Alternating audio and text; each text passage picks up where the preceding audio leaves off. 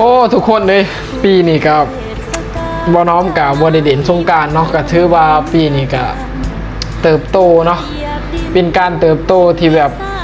หาประสบการณ์เนาะทุกคนก็คือแบบบ่ได้เด่นสงกรานต์เนาะทุกคนก็ได้เบิ่งแต่ในเพจในไลน์เนาะปีนี้ก็บ่เป็นหยังเนาะทุกคนก็ยังมีปีหน้าอยู่ไผที่ไปเด่นสงกรานต์ก็อย่าลืมลงเพจลงไลน์ให้บ่น้อมเบิ่งนับในเด้อหรือว่าส่งมาให้บ่น้อมเบิ่งนับแน่เนาะทุกคนบ่น้อมก็เฮ็ดงานเนาะฝากอยู่โรงแรมนี่แหละทุกคนเลยบ่ฮู้ว่าสิไปไสเนาะจักสิไปไสเนาะคนเดียวก็ได้พี่น้องเอ้ย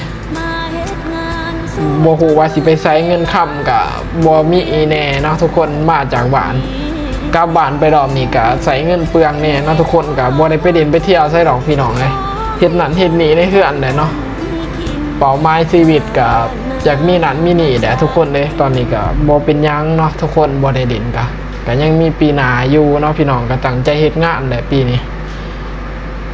ขอบคุณทุกคนเนาะที่ให้กำลังใจบ่น้อมเด้อเนาะว่าคือบ่ไปเด่นสงกรานต์บ่ได้หยุดบ่เจ้านายบ่ได้หยุดบ่ได้หยุดเนาะทุกคนเพราะว่าช่วงนี้เป็นช่วงขายดีพี่น้องเป็นช่วงขายดีเนาะก็คือแบบยอดก็ดีขึ้นนะแบบมันเป็นช่วงเทศกาลในห้างคนมันก็สิมาย่างนะประมาณนี้ทุกคนอากาศมันร้อนเนาะก็ขายดีอยู่เนาะทุกคนเพิ่นก็ให้ค่าแรง3วันเนาะกับวัน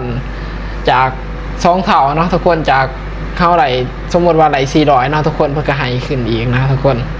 แล้วก็ให้ซ้ำค่าแรงเฮาให้ขึ้นอีกเนาะ3วันเนาะทุกคน13แบบว่าฮอดวันที่15เนาะ3จนสงกรานต์นะพี่น้องขอบคุณทุกคนที่เป็นห่วงด้วยครับสวัสดีครับผม